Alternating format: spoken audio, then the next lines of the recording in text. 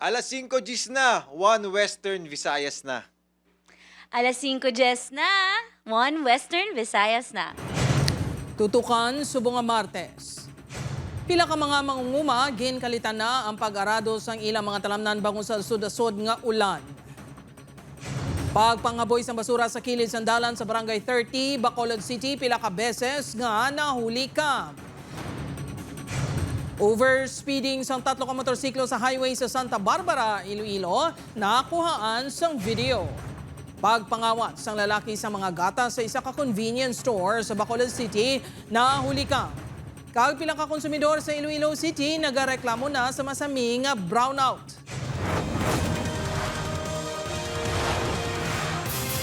Ini ang GMA Regional TV, One Western Visayas. Mayong hapon mga kapuso. Sa nagapanguna nga balita, pila ka mga mangunguma nagkalit sa pag-arado sang ilang mga talamnan kasunod sang pagtupa sang ulan. First cropping sa pagtanom sang palay na atrasar sunod sa DA6. Si Zen Kilantang Sasa nakatutok. Nag-umpisa na sang pag-arado ang pila ka mangunguma diri sa Kabugao Norte, Santa Barbara, Iloilo. Wala to ang pagbungkag sang duta sa humayan. Si Manong Joel nga nagatalauma sang masobra 3 ka ektarya nga humayan, nagsugod na sa pagsabog subong nga adlaw. Sunod sa iya nakabulig ang pagtupa sang ulan agud makatanom sila bangod may tubig na, kag bastante man ang tubig sa irigasyon. Kan nagligad tuig, kuan lang kami kang mga may kuan na kami mo, direct. Subong John way pa. Ngaman tay. Dili ang kuan, ang ulan. Si Manong Alex nga may duha ka talamnan na isa pa lang kasimana nga nagsugod sa pagtanom sa humay. So, kulang-kulang pa jutay ang ulan. So, tani madugang pa eh. Pero kung gusto namon nga kulagon, ay may tubig naman ang irigasyon. Ginpahayag sa Department of Agriculture 6 nga nagsugod na sang first cropping ang pila ka local farmers. Apang kalabanan sa ila ang na-delay sa pagtanom bangod sa kakulang sang tubig. Tungod late ang aton nga rainfall, di rate planting. Pero pasalunga kita kay nagtupa gid ang ulan. Pero ang iban nga mga provinces bala, as early as May, makatanom naman sila kay nag-early dito ang ulan sa ila.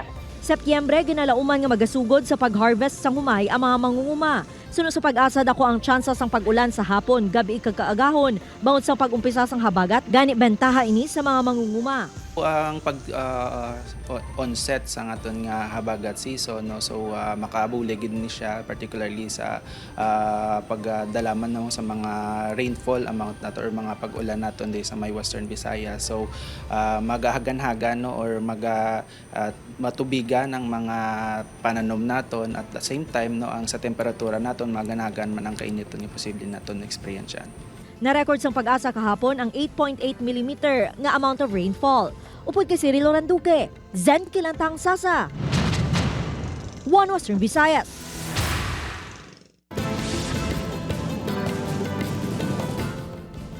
Para sa dugang ang mga balita sa Negros, kag panay makaupod ta si Adrian Prietos. Adrian? Yes, George, mga puso, madamo gid nga salamat pagpanghaboy sang basura sa kilis ang dalan sa Barangay 30 Bacolod City. Mao makapila ka beses nga nakuhaan CCTV. Yaring balita nga aton gintutukan. Naabdan sa news team ang tinumpok nga mga basura sa kilis ang dalan sa Barangay 30 Bacolod City. Pero ang mga basurang ini, hindi iya sa mga residente sa lugar suno sa mga opisyales. Sa pag-review sang CCTV footage, makita ang pinakabeses nga akto nga paghaboy sang basura sa lugar. Mayo 25, nagbilin sang basura ang lalaki nga nakaputi. Sunod nga daw, isa pa ka persona ang naghaboy sang basura.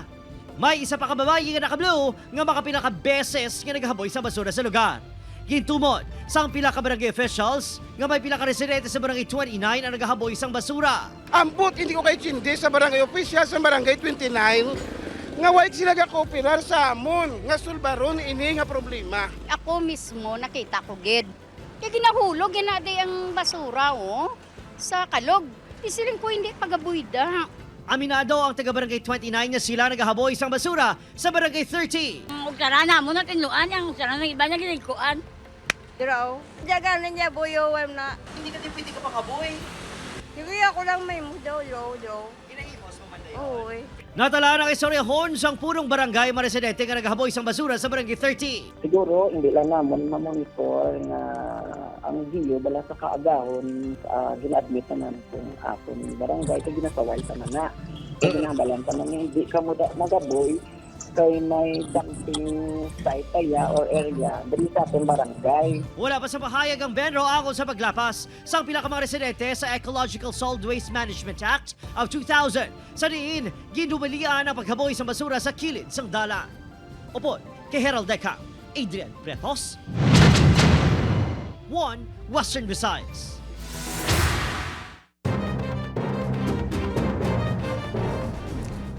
Mga kapuso, 3 ka motorsiklo nag-overspeeding sa highway sa Santa Barbara, Iloilo. Insidente na kuhaan sa video. Problema sa pagpalumba sa mga motorsiklo kasubong mga wala kuno ginaaksyonan sang kapulisan. Ini ang gintutukan ni Kim Salinas.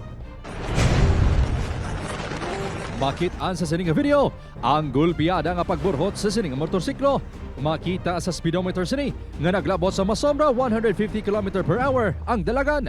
May duwa pa ka rider nga banasigman ang pagpadalagan sa motor. Sunod sa nagpadala sa video sa news team, natabo ini sa highway sa Santa Barbara, Iloilo. Wala madeterminar kung saan ini natabo. Apang sunod sa LTO6, mahimo sa gyapon marabat ang mga rider. Sa aton mga national highway, ang speed limit is 80. When you drive a motorcycle at that speed, no? Restock ko na nga speed ya, gamay nga tingko. Discuss siya kay. Pila na katuig nga ginaagunto sa mga residente ang problema nga nagatugas ang gahod kag peligro sa iba nga motorista. Disturbo nila kaya hindi ka tulog, makibot ikaw. Kagana hindi lang isa, kundi kadamo na sila. Makapila naman ka beses nga ginpalabot sa barangay ang problema sa kapulisan, apang wala man na aksyonan. Pamatuod kuno diri ang kuha nga video sa isa sa mga on-duty tanod sang Sabado. Diri makita ang police patrol car nga nagaroving. Yara man sa likod sini ang mga rider nga ginapahayag magakarera.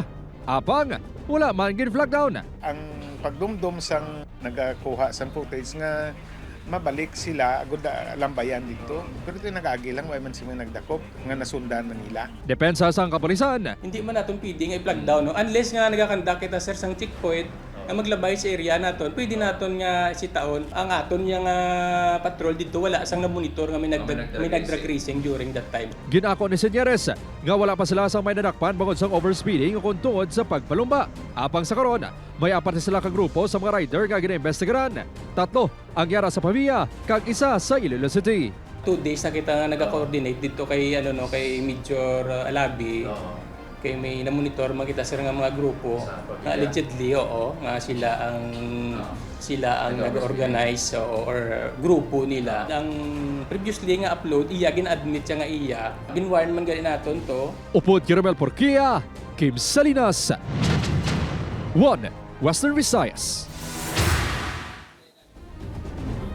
Lalaki ng awat sa mga kinarton nga gata sa isang convenience store sa Barangay Alhis, Bacolod City. Sa Barangay 28 naman, suga sa street lights, gintuyo, kawaton. Nakatutok kay Lynn Pedraso. Kasubo nga may ginapangita nga baklon sa sulod sa convenience store sa Barangay Alhis, Bacolod City, ang lalaki nga naka-jacket. Nagsaylo ini sa may mga nakadisplay nga gatas, kag amat-amat nga ginpangsulod ang 3 ka mga karton sa iya bag. Madasig ini nga nagwa, kag nagpalagyo nga kasubo nga wala sang natabo. Man sa diretso man lang siya, kag sa una-una niya, gaano man lang siya dari gapili-pili lang siya. Amin mo siya customer. 3 ka karton ang nataban sang sospek. Ginhatagan na sang kopya sang CCTV ang kapulisan. Are kami din sa buong sa akong sagaw. Ang mga poste sa taytay, di ginubos sa mga kawatan, Sa sininga video, mabatian nga nagawangal ang pila ka mga residente sang Barangay 28. Ini matapos nila natalupangdan nga halos wala na sa nabilin nga street lights sa taytay bangod ginpangkawat. Natabuan kuno nga nakita ni Daday and 2 ka mga lalaki nga nagatuyo pagid nga kawaton ang mga suga sa nabilin nga street lights gani ginsita niya ang mga ini. Oo, kay inang naglabay lang kung sa may sa may taytay pakadto sa piyak suba. Kay babakal ko tani isudan ti may nakita ko 2 ka lalaki. Sa poste nagapadulom balahaw. Ang poste gidali nila nga kwaon. Madasig nga nagpalagyo ang mga lalaki sakay sa motorsiklo. Ginatumod pa sang barangay kung sila man ang nagkawat sang iban pa nga mga streetlights. Nakita ko na da nga sa Taytay nga duga matjutay bilang ang puste nga may suga. Dugin pa isip ko mga pulo na lima sa piyak. So para do ang nabilin 3 na nada. Wala naging report sa kapulisan ng insidente. Upod kay Reynald Castillo, Aileen Pedreso. 1 Western Visayas. Lalaking nagasaulog sa iya kadlawan patay matapos gintiro sang iya nakabai sa ilimnan sa Miagao, Iloilo. Suspect arestado. Si John Sala nakatuto.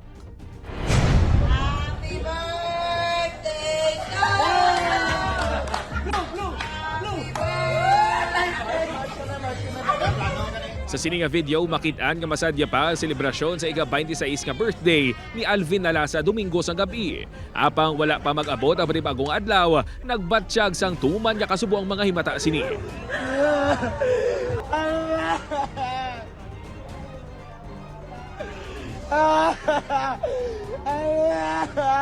Si Alvin ang ginbawian sa kabuhi matapos gintiro sa barangay Baybay Norte, Miagao, Iloilo.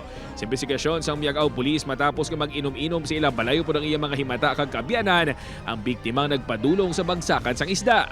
Dito na sila nakitanay ni alias Apa nga nag-inom-inuman. May nagluntad nga hindi pag-insindihanay sa tunga sang duha. Nagsinapat, naputing na sa mga eyewitnesses. Nag-konfrontahan na sila ni suspect. Nag-abot sila sa pag-fist fight pero napasipay man sila at may mga upot man. Sang ginpacify na sila, nagpauli ang biktima. Apang ginsunod gali inis ang suspect matapos nga nagkuha sang pusil sa ilabalay sakay sa motorsiklo. Kaging balikan to ang victim, ang nagalakat, kaging tiro. Kag naigo sa may walang baga, pagkatumba, naigo tiro pagin sa ulo. Kilayon man nga nadakpan ng sospek. Wala kuno ini maghatag sang pahayag kaangot sa insidente. Naestablisar man sa kapulisan nga wala sang daan nga hiligutan ng duwa. Kay naging pasakaan na ini sang reklamo nga murder apang ginpagwa sang piskalya matapos nga naglaps ang reglementary period. Upod kay Hans Tishato, John Sala. 1 Western Visayas. Bantayan. Pila ka konsumidor sa Iloilo City nagareklamo na sa masaming brownout sa pagbalik sang 1 Western Visayas. Ini ang GMA Regional TV, 1 Western Visayas.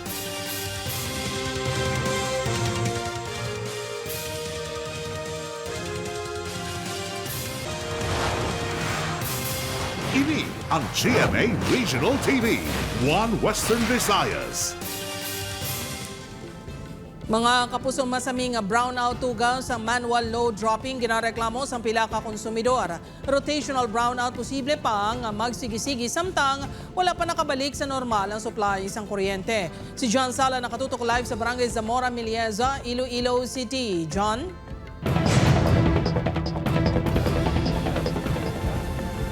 Jert, importante nga mayara sang bastante nga supply sang kuryente gani panawagan sa mga konsumidor kung tani babalik na sa normal ang sitwasyon sa Visayas Grid. Nagadigamo kuno pasado alas 8 kagabi sa Daynanay Cristina sang gulpi na lang ang nag-brownout. Nagtugay ni sang perwisyo opisar isa lang ka oras ang brownout ilabi na nga wala kuno sila nakapangaman. Wala gid sila ga paibalo sa amon nga man-brownout kay may baby kami, 2 kabilog. Halos wala man nakatulog sa Day Maria Paz, bangot iritable ang iyang mga kabataan, tugas ang kapaang. Ako mata, di ga pangakig sa gibi sa kay maginot bala sa budlay para siya. Ang brownout ang resulta sang ginpatuman nga manual load dropping ang ginhimyo sang National Grid Corporation of the Philippines sa mga power distributor. Sa Iloilo City, bugos nga barangay Buhang kag iban pa nga mga lugar sa Haro kag Lapas ang ginpili sang more power nga temporaryo utdan sa supply sang kuryente halin alas 6:29 tubtob alas 9 sang gabi. Sang una na anda na nga kun red alert status lang nagapatigayon sang MLD o kun rotational brownout. Bangod sa sini nga mga tinion, mas mataas ang demand kumpara sa supply.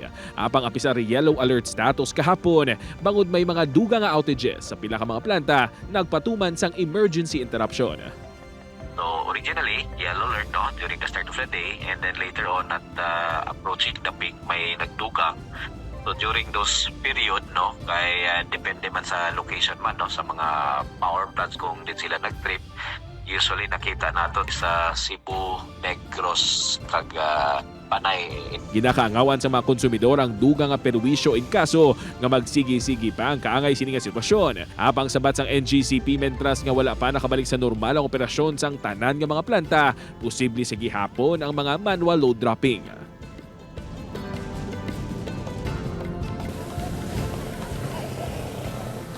Jert, suno sa NGCP nga wala sa gihapon makabalik ang 4 kadalagko nga mga planta nga nagasupply sang kuryente sa Visayas Grid. Apang may inisyal silang impormasyon nga nabaton nga posible no subong nga semana mabalik na ang isa sa mga planta. Jert? Maraming nga salamat sa update. Kapuso John Sala. Sa Negros Occidental, nagkinarangkara naman ang pinakamaresidente matapos batian ang matunog na pagbinailuhan ng isang lupok sa katapos ang 79th Infantry Battalion kag rebelding grupo sa Barangay Tamlang, Escalante City kahapon. Sa opisyal nga pahayag sa militar, nagapatigayon sa combat operations ang militar sang may nakainkwentro nga makatapos sa New People's Army. Napatay sa enkwentro ang isa kasoldado. May aresto ang ginapatyan miyembro ng NPA sa checkpoint sa Barangay Mabini apang ginimbistigaran pa kung lakip ini sa mga nakainkwentro sa militar. Nagapadayon pa ang clearing operation sa lugar. Mga kapuso, pila ka mga Ilonggo dismayado sa nagakatabo sa Senado. Sitwasyon sa ginatawag upper chamber sang Kongreso magamo suno sa isa ka political science professor. Si John Sala nakatutok. Kadaman sa mga ginboto ni Raymond sa nagligad nga eleksyon na nagapungko subong bilang mga senador. Dako kunong iya pagsalig sa iya mga ginpili nga mga lideres. Gani amo na lang ang iya pagkadismaya samtang ginalantaw nga kasubo ang ginuyangan sa mga ini ang iya boto. Sulod na ginasang Senado, gaginamo pa. Siyempre itong madulaan tao sa sa mga gobyerno to eh. Ang estudyante nga si Andrea, dismayado man. Imbes nga ma-take sila action sa about sa mga issue to sa Philippines, gahimo pagit sila sang gamon nila. Need gid sa ngaton gid nga country subong is good governance and honesty gid. Kahapon kompleto sa sulod sang plenaryo ang minority block. Nagkulat sila sa pagsugod sang sesyon nga dapat alas 5 sang hapon. Apang wala madayon.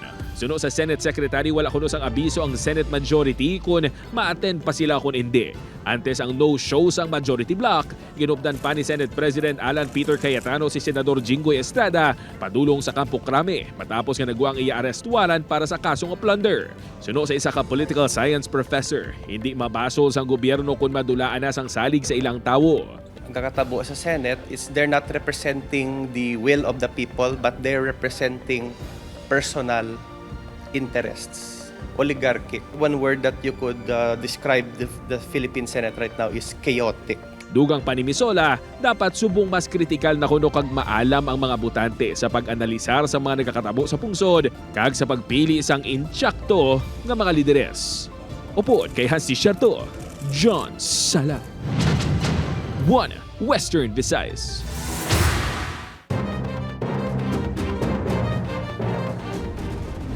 Pinagi naman sa warrant of arrest na dakpan ang number 4 most wanted person sa Capiz. Ginkilalang suspect kay LSA Pao, 38 anyos, residente sa barangay Nayawan, Tapas. Sunod sa Tapas Police, December 2024 pasang naangot ang suspect sa kaso nga murder. Sang ginaresto ang suspect, nakuhaan pa iniisang isa ka de 12 nga homemade nga pusil kag 7 kabala. Detained ng suspect kag nagapakatubang sang dugang nga reklamo sa maglapas ng Comprehensive Firearm and Ammunition Regulation Act. Based po sa monitoring kasi natin na galing pa sa Parklang Barangay.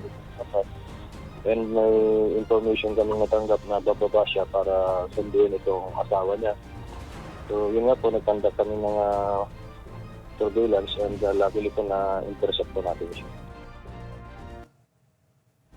Sa iban pang balita, ginapreparar na sa kapulisan ng kasong robbery with homicide bato kay Jerry Monahan Lima alias Pablo, ang suspect sa pagpatay sa 89 anyos nga si alias Virgie sa sulod sang iya balay sa Tabuk-Suba, La Paz, Iloilo City. Base sa resulta sang autopsy, pagkakuga ang rason sa kamatayon sang biktima. Nakuhaan sang CCTV ang pagsulod kag pagwa sang suspect sa balay sang biktima. Dala sang suspect sa pagpalagyo ang kinawat nga kwarta, relo kag ginapatihan alahas ang biktima.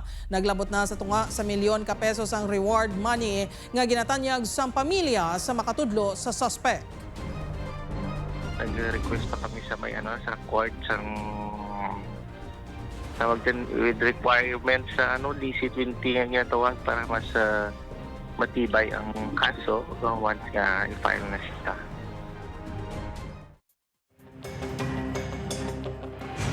Gin-terminate na sang Iloilo City LGU ang job hire employee nga nadagpan sa drug buy-bust operation sa barangay Zamora, Miliesa City proper.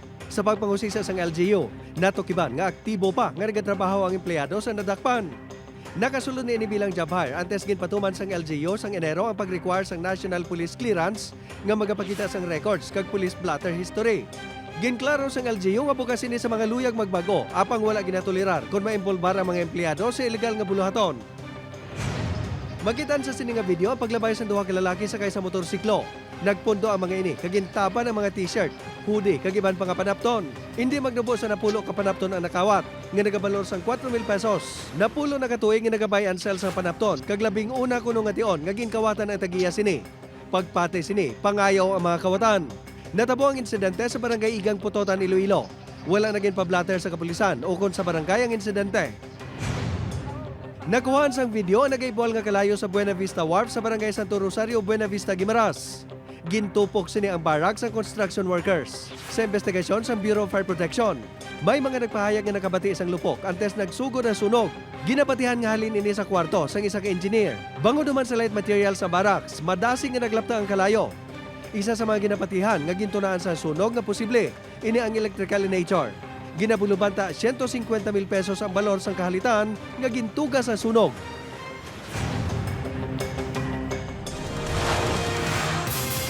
Ini ang GMA Regional TV, One Western Visayas.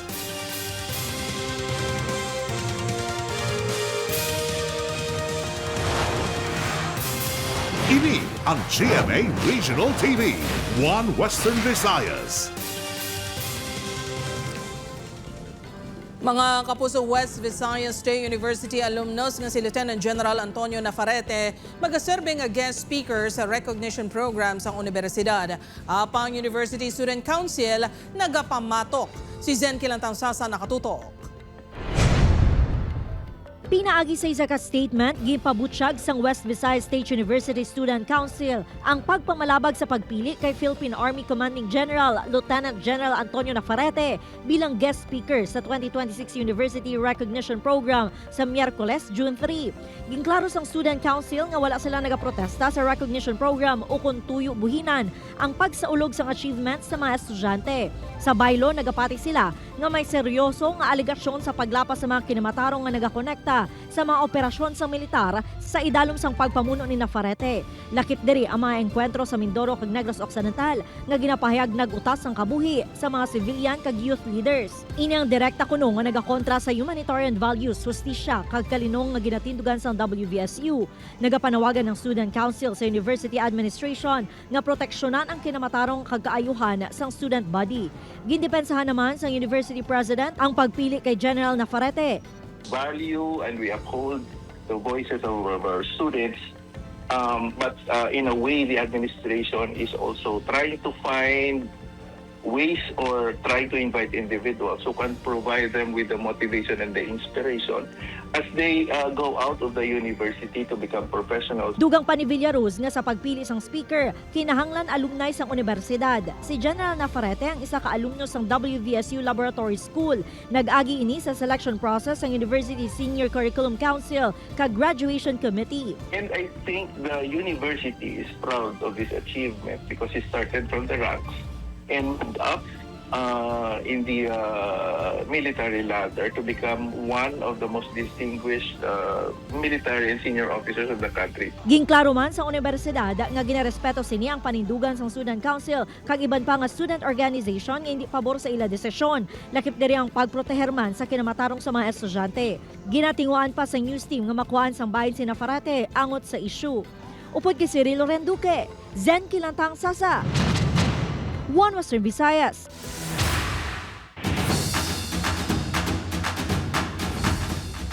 Cast sang The Master Cutter, baw na kisadya sa aton Bacolod Chicken and Salsa Festival sang weekend. Nakatutok kay Din Pedraso. Liwat naman nga ginpamatudan sa Bacolod City nga home of the Chicken Inasal ang syudad paagi sa pagsaulog sang Bacolod Chicken Inasal Festival. Halin sa pag-marinate hasta pagsugba. Saboroso kag manamit gid ang ginapabugal nga world-class nga Chicken Inasal sang Bacolod. Gani nagdugok ang madamo nga turista sa syudad agud matilawan ang ginapabugal sa bilog nga kalibutan nga Bacolod Chicken Inasal. Wala man nagpaulihi sa pagtilaw sang famous inasal ang cast sang Kapuso series nga The Master Cutter nga sanday Max Collins, Charlie Fleming, kag Prince Carlos. Sila mismo ang nagsugba sang inasal nga manok. Yes! Ang galing! Nangit-git! Nagdala man sang dugang nga kasagya sa Bacolod Chicken Inasal Festival ang mga Kapuso artists nga ginhiwat sa SM City Bacolod para sa Kapuso Spotlight. Una nga nag-perform si Prince Carlos na nagpakilig sa fans. Sunod nga nag-perform si Charlie Fleming. Naginsabayan pa sa pagkanta ni Prince. Ganit todo kilig ang audience. Kag syempre, wala nagpaperdi sa Kapuso actress Max Collins na nag-sing and dance pa. Nag-enjoy man ang pila ka mga bisita sa ginhanda nga games para sa ila. Todo pasalamat man ang cast sa The Master Cutter na liwat nila natilawan ang manamit ng Chicken Inasal sang Bacolod. Sobrang sarap. Favorite ko talaga yung chicken eh. Yes. Puntahan talaga dito yung inasal, di ba? Sobrang happy kami to be here in Bacolod, to eat the good food. Kakaiba talaga yung chicken oil dito sa Bacolod. So we're just so happy na they always are excited to see us and we're always super loved here. Kaya thank you guys so much. Upod kay Harold Ekang, Aileen Pedraso. One Western Visayas.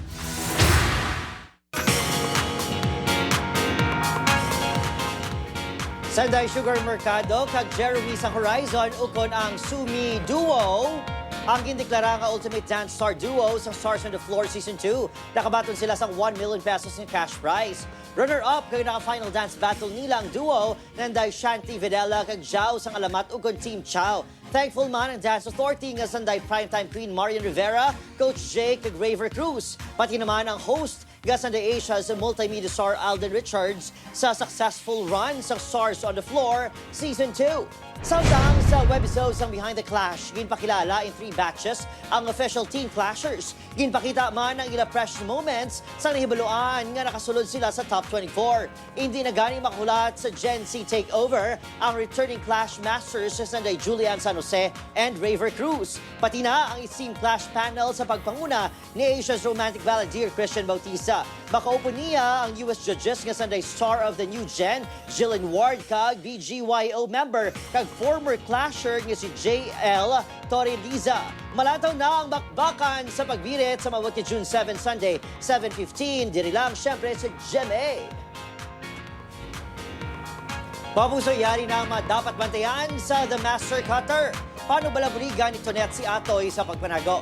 Maging maayo na bala ang tamdanay ni Biang kag ni Atoy? Bantayan inakaron sa GMA Prime 8 p.m. pagkatapos ng 24 oras. Samtang, bangod na palpak ang misyon sa Task Force Firewall, magabinasulay na ang team. Makayo pa bala nila ang komplekto ni Isa kag ni Galo? Bantayan ang ina nga mahitabo sa Task Force Firewall 8:50 p.m. sa aton GMA Prime.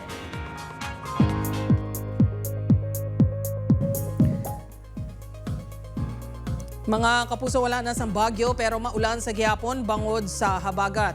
Southwest monsoon o kun habagat ang dominant weather system nga nag-apekto sa pungsod.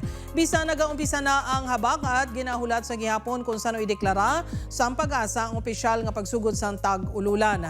Pero bago pa manina, maka-eksperyensya na sa pag-ulan sa madamong lugar sa pungsod.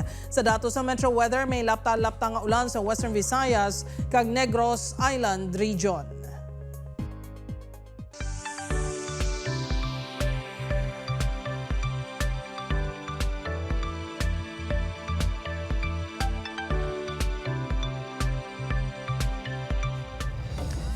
Kagina mga pinakadalag ko kag pinakauli nga balita sa Western Visayas kag Negros Occidental. Madamong nga salamat mga kapuso pati na mga kapuso nato na abroad. Ako si Gertrude Charlatan, kami ang GMA Regional TV 1 Western Visayas. Wala sang ginadampigan, wala sang ginaprotektahan. Halin sadto tubtub subong, matutod nga serbisyo gidlang.